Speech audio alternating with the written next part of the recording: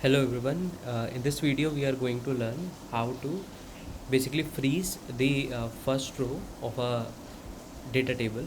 So as you can see over here that in this data I have some dummy student data over here, and I want to basically freeze my first row so that if I go down to the screen I should always get this heading on the top of my screen, and I can easily understand that okay, the data which I am seeing is what.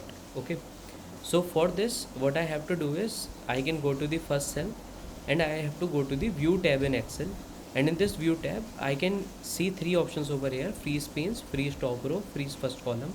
So if I want to just freeze one of my row, I can simply click on freeze top row, and you can see that after this the first row of my data will be freezed, and I can get it no matter how much down I will go to my data. Okay, so I hope you like this video. If you like this video, please subscribe and like our channel. Thank you very much.